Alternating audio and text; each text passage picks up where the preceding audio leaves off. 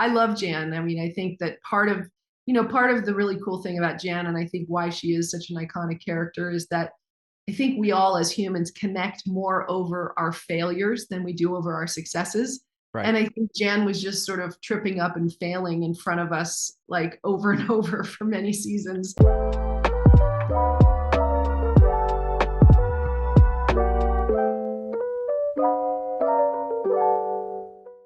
Hello, everyone. I hope you're all having a wonderful day today. My name is Talal, and you're listening to the Popcorn and Soda Podcast, the show where we discuss all things movies, pop culture, and so much more. I want to thank each and every one of you for making me a small part of your day. On today's show, we're joined by a very special guest. You know her best from her scene stealing role in the pop culture phenomenon, The Office, as corporate VP Jan Levinson. And she can now be seen in the horror feature film Clock, which is streaming on Hulu. She's an Emmy Award nominated actress, a singer. She's danced with the stars, a true creative artist in every sense of the definition. On the show today, the very talented Melora Hardin. How are you, Melora? I'm good. How are you? I'm good. And thank you so much for coming to hang out on the show today. I truly appreciate this. How have you been Absolutely. over these last few years? We're living in this ever changing world where things have changed so much in the creative arts. So, personally, for yourself, what did the last few years look like? I've been very busy doing lots of cool things. You mentioned I did Dancing with the Stars, not this last season, but the season before. I've been working on a documentary for 5 years that I'm directing, and I'm also in. I've been launching and getting together my new line of wallpaper called Storyboards by Melora Hardin that people can get on my website, which is melora.com. I'm just about to start the Monk movie, playing Trudy Monk again, reprising my role as Trudy Monk. So things have been good. That's great to hear. And I'm glad that things are going well. And it's been a very exciting time for you, Melora, especially with Clock, which is now streaming, your passion project in Storyboards by Melora Hardin, which is launched. Office Mania is back up and running, swinging over the last few years. So let's start with Clock, a new film streaming on Hulu. Personally, horror is my favorite genre, and I just love horror movies that break the conventional norms and cliches of the genre. Clock does that with its premise of a woman desperate to attempt to fix her biological clock to birth children. So for yourself, what attracted you to this project in the role of Dr. Simmons? Well, they sent over the script, which I read and I really liked, and thought that it was a really interesting conversation to be having about a woman not feeling like they're good enough or normal enough if they don't want children, that they need fixing. I think that's a really interesting conversation because that I think a lot of women do feel the sort of pressure around that, and I had never heard that conversation being had from that point of view on film or television. So I thought it was really fresh, and I had also seen they sent over her Alexis Jack, now who wrote and directed Clock, her short film also entitled Clock, which is also on Hulu right now. People can see that as well, which was really, I thought, very attractive and very, just like, wow, she's got a real clear vision here of something that, and I thought, what a fresh take on something. I just hadn't seen it like this. So I thought, yeah, I want to be a part of that. It's really interesting. Yeah, and the success of a horror movie, it's largely anchored around their lead. And Diana does such a great job of leading this film, and you guys have this natural chemistry together. So, how was your experience working alongside with her and creating those dark and moody scenes that the two of you share? Yeah, I really enjoyed Diana a lot. She's a real wonderful person. She's just really dives in with 150%. She's very joyful. And she worked really, really hard on that film. She was in every single scene. So she really had very little time to rest, and she just always had a really joyful attitude. So yeah, she was lovely. We had a great time. Oh, that's great. So, what do you hope viewers take away from this film? Because again, it's in a world where we're seeing so many horror movies come out on the big screen and the small screen. I think this one does things that other movies don't, and I think it's just so great for that. So, what do you hope that audiences take away from their viewing of Clock? I hope that they feel empowered, and that it starts conversations that maybe need to be had between husbands and wives, between partners, between friends and family. And yeah, I hope it kind of makes women that are feeling sort of some of the similar things that Ella feels in the movie, maybe makes them feel more like I need to connect with my own instincts, and I'm kind of perfect just the way I am, whatever way that is, you know what I mean? Whether I decide to or not to have children, like both ways are great. And so yeah, I hope it just starts some of those conversations. Lots of exciting projects on the go for you. Storyboards and Melora Hardin. This is such a neat passion project of yours. These artistic wallpapers that have so much personality. So let's start from the beginning on that. Where did this concept start? Well, I've been a collage artist all my life. And as I've been working on this documentary that I mentioned earlier, right now it's titled Hunter's Thunder. Um, and really, it was Hunter that sort of alerted me to the fact that these were not just little, like, kind of doodles that I was doing, but they were actually meaningful to her and for her healing. She used them as a way to relax and rest and rejuvenate and create a vision for herself. She literally would sort of transport herself inside of the collages and use them as a way to just kind of rest um, and it was really a beautiful realization for me. And then everybody was sort of calling for them to be bigger. Everyone kept saying, I just see these really large, really, really large. And then it just effortlessly, organically happened that I met through a friend. um, Her brother works and owns Numer Art, which is where I'm making the wallpapers, and we got into collaboration together. And he was like, I think these would be amazing, and I loved the idea. And so we started making them. So it really was just a wonderful collaboration, and thus Storyboards by Melora Hardin was born. So very exciting that the world is starting to see them now. How do you create new designs? Like, is it spur of the moment for you, or are you just, do you plan it out in advance, or is it when inspiration hits, you kind of just start designing and start drawing? I'm always kind of looking for things.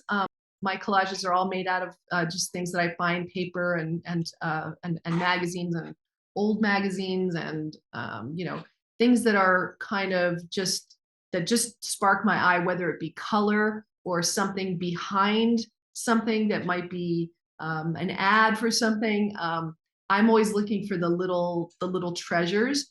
And um, and I just sort of, yeah, I just sort of I let those images lead me. I don't really sit down and have a concept of this is going to be like this.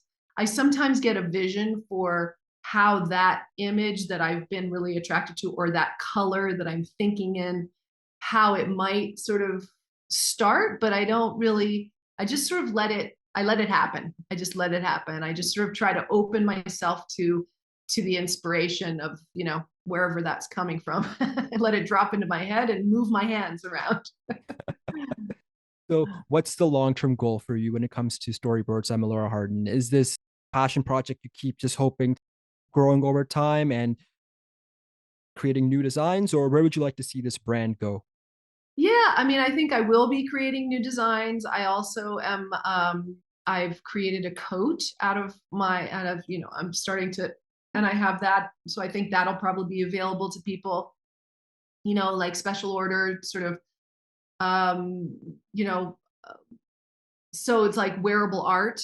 I think I would love to expand it. I would love it to expand into, linens and table linens and bed linens, and I mean, in my greatest sort of vision for it, I think it has the potential to become, plates and saucers and, lots of things like that. I love all of that homeware stuff, and I'm very into that in my own life, and very much into making my home beautiful.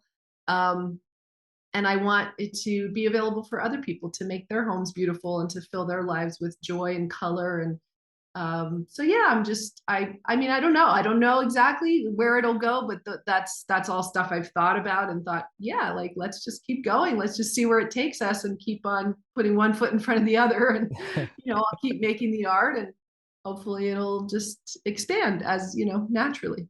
So far, it's been very organic the way it's all happened. So I just hope it'll sort of keep on ballooning out. Well, Blossoming. absolutely. Let's say blossoming, like a flower. Blossoming. We'll go with blossoming. That's the word. Yeah. We'll use that. And for viewers listening in, Anyone looking to get more information on Storyboards by Melora Hardin, please visit www.melora.com, where you can see all the fun stuff and potentially future designs as well. So that should be something to keep an eye on. So, Laura, you're a part of so many projects that I absolutely love, but none more so than one of my favorite shows, The Office. And it's like everyone's just cast so perfectly in this role. And I can't think of anyone else besides you really playing Jan. And there are so many great Jan scenes and so many great Jan episodes. Her evolutions, that's a very interesting character study almost, from this strong female managerial figure, which we don't really see that often in TV shows and movies, to, on the opposite side, this personal life, which is sometimes a train wreck due to the people that are around her. So, from your perspective today, how do you view the character of Jan? I think she's all the things you just said. She's sort of wonderfully flawed. I think she was very attracted to, I think, what Michael had to offer. She had climbed the corporate ladder, and I think kind of tried to defeminize herself, but I think she was really very feminine in the sense that she really wanted all of those. She kind of wanted those things. She wanted like the white picket fence. She wanted the husband, the boyfriend, the kids, and none of those things really were happening for her. And yet her corporate life was going pretty well. She was able to kind of climb that ladder and get what she wanted. But then I think she gave up a lot for that. And I think that Michael was sort of, he looked like a little beacon of something. And I think she went down that path. And I think, I think it was an interesting, probably trip up for her, but potentially, also maybe she learned something from it. And Yeah, so I love Jan. I mean, I think that part of the really cool thing about Jan, and I think why she is such an iconic character, is that I think we all as humans connect more over our failures than we do over our successes. Right. And I think Jan was just sort of tripping up and failing in front of us like over and over for many seasons. And I think that made her kind of, you felt for her, even if you were sort of not loving some of the choices she was making. I think you saw what she was trying to do, and yeah, I think it made her relatable. Let's put it that way. Yeah, that's a very good way of putting it. And I think that's one of the key successes of this show is that most characters, if not all, are very relatable. We all know, better or worse, we all know Michael Scott in our life. We all know a Jim. We Right. all know a Dwight. And again, I'm sure there's a Creed is somewhere lingering in someone's life as well. So Yeah, I yeah. think that's like the beauty of the show, is that it relates to the everyday person. And again, it's funny that everyone who works in an office setting, I'm sure they're all in their head pinpoint each character. And that's what I love. So there's so many great episodes, great moments, but none more than the ultimate cringe fest of Dinner Party. Like I said, everyone knows a couple like Michael and Jan in their life where it's so evident that they should not be together, but who's going to say something? The toxicity's there. Yours and Steve's chemistry in the show is just amazing. So, what do you recall the most about filming that episode specifically and working alongside with a comedic genius like Steve Carell? Well, I mean, it was about 102 degrees. We were in the valley. It was the last writer strike. And it was just very uncomfortable. It really was a very small condo that we were working in. We had to keep turning off the air conditioning, so that it wouldn't interfere with the shots. So we were all sweating buckets in there, and then we turned it back on again and turn it back off again, and it was just a very uncomfortable, episode to shoot for everybody, and also just doubly difficult because of the writer's strike and all those things. So it was uh it was interesting. I mean, but of course every minute is just, it was always great joy on that set. Steve had such wonderful ease with his character, and I think even the moment when he says snip snip, that kind of came out of just an improv moment, and we all were just like, what did you just say? So, Yeah, he cracked us up a lot. We were cracking up a lot on that set, for sure. Yeah. So like on a show like this where you're just surrounded by so many amazing actors and people that have such great comedic timing, like Steve, and especially in this episode, while you were filming the series, and specifically let's focus on this episode, what's the leash that creators and directors kind of gave everyone in order to express yourself? And if there is some improv, rock with it. Did you find it was a very collaborative experience in terms of that, or was it almost just page by page, letter by letter, read the script? No, we always did it the way it was written. The writers were just brilliant on the show, but we always also played around. So we always got at least one take of it exactly the way it was written. But then we also would be given a thing called a candy bag, which was, you would reach in and literally take out like a line or something that you could riff on, that you could bring to the scene, that you could, so we could all take, we all would take turns. In other words, you could throw a ball, you could throw a curveball at Right. everybody, and they would be willing to catch it and throw it back. So that was a real defining element of the set, and sort of a defining element of the way we made that show. Up until then, I started acting professionally when I was 6 years old.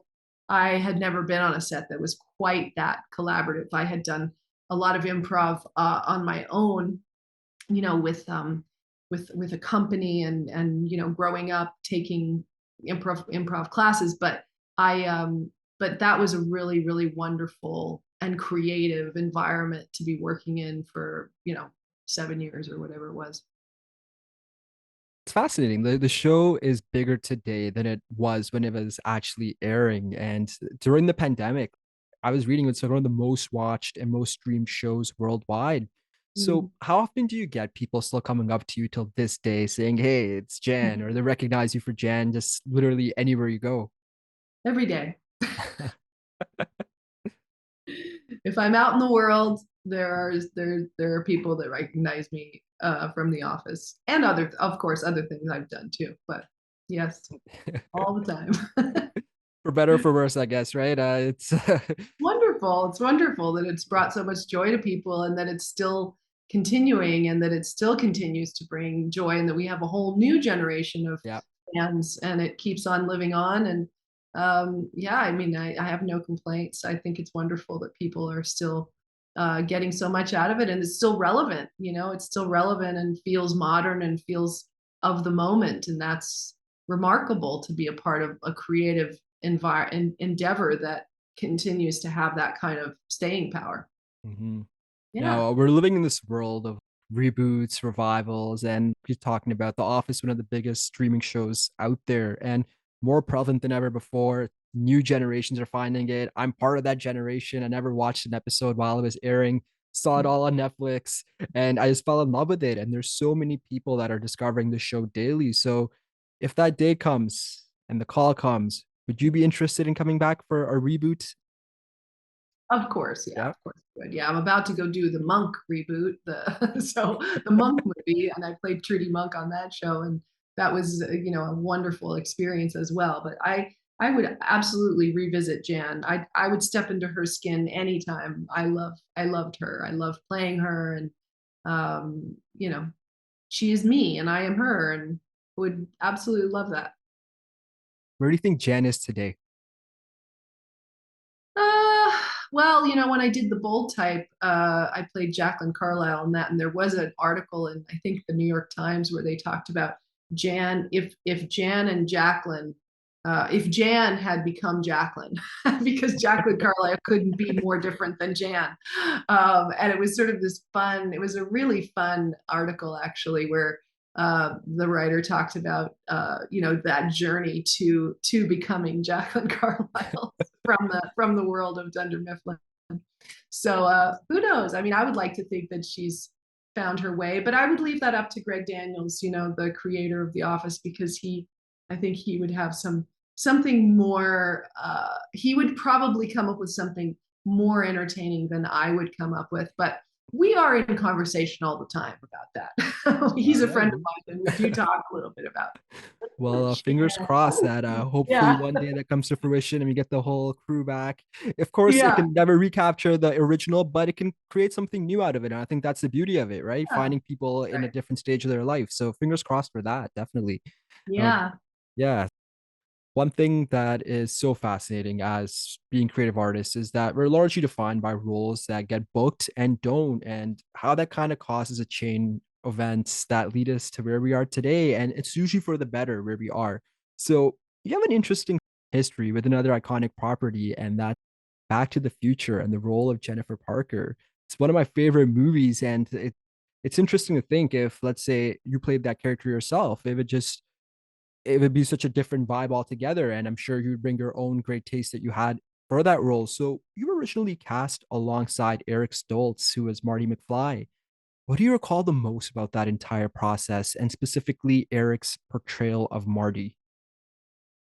Well, I had a huge crush on Eric Stoltz, so I was very excited to be working with him. We had had many crossings where we were like maybe going to work together. I think there was a play that we were both really down to the wire on, that we read together for in some theater, little theater, and I was like so excited about that. There was some other guest starring thing that we might have done together. I mean, it's like our paths kept almost crossing, and so I was very excited because I had a really big crush on him. Um, and I just remember the audition being so nice. Bob Zemeckis and Bob Gale. Bob Zemeckis was really just so really lovely. You know, he was a lovely guy in the room. He made you feel comfortable. He made you feel like you were just there because he wanted you to be there. So I remember that, and I remember and of course, I went and did some publicity shots, and that was fun. And yeah, I remember the day that Bob Gale and Bob Zemeckis called me and sent me one of the most beautiful bouquets of flowers I've ever seen. And I was 17 years old, and I was in floods of tears, and couldn't believe it when they were saying that they didn't think that they could have uh, the lead character have a girlfriend that was taller than he was. That they thought that they didn't say this, but I found out from the guy writing the book about Back to the Future that it was the female executives of the time that thought it emasculated their male character to Hmm. have a girlfriend taller than them. So when people say like we have come nowhere, we've done nothing, I'm like, wait a second, that was like 1985. Yeah, in uh, the 80s. Yeah, yeah. we've come a long way, baby, because I don't think you'd hear two female executives saying that in 2023. I would be really hard. I think you'd be hard pressed to find two women executives saying that about their male lead, that it emasculated them to have a girlfriend taller than them. I think that is just an absolutely wonderful example of what those female executives had to go through to get to where they got. And they really felt that they were, I mean, talk about Jan, right? That's a Jan move. That was what I was talking Yeah. about kind of sort of getting the feminine sort of being put aside so that you can feel more masculine in the masculine workplace. That's a very masculine idea. It's not a feminine idea. It's not an idea that any woman would come up with, right? Because we're all different heights. I mean, sometimes the man's taller than the woman, sometimes the woman's taller than the man, sometimes you're equal, sometimes it's like doesn't matter, right? So anyway, I think it's a really amazing story, and I was really I was really kind of heartened to find out that it was two women, because Bob Gale and Bob Zemeckis were both crushed. They hated making that call. I went to lunch with Bob Gale, like, I don't even know, maybe it was like 10 years ago.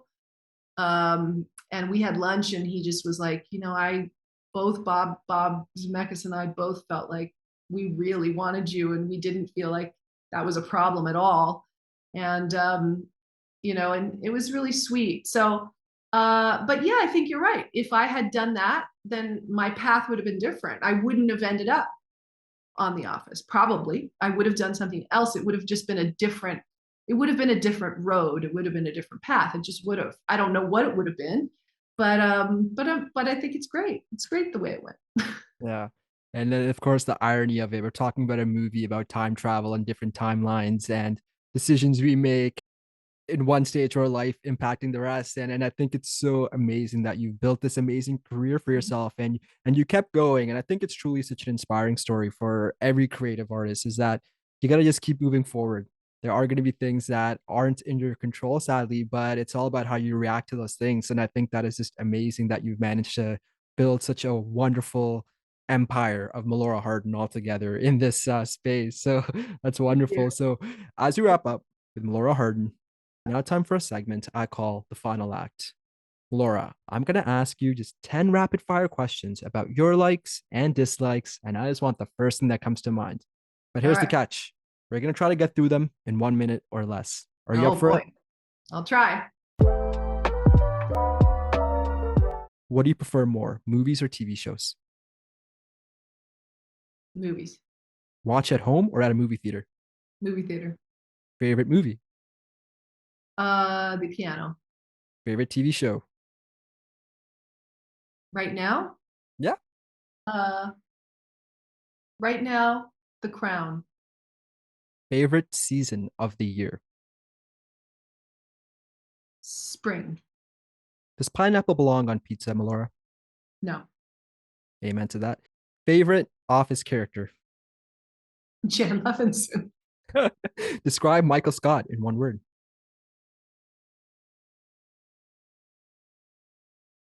Complicated. The last time you watched an episode of The Office. On an airplane. And lastly, describe your journey in the creative arts in one word. Thrilling.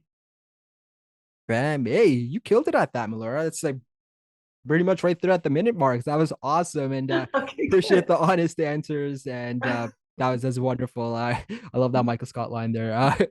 Melora, thank you so much for being a guest on the show Thank today. you. And projects Aw. you've been a part of have greatly inspired me to follow my own dreams and goals in this medium. And the love I have for a show like The Office is largely due to performances of creatives like yourself. I truly wish you all the best in your upcoming projects. And I look forward to having you back on the show to discuss the next one. Wonderful. Thank you so much.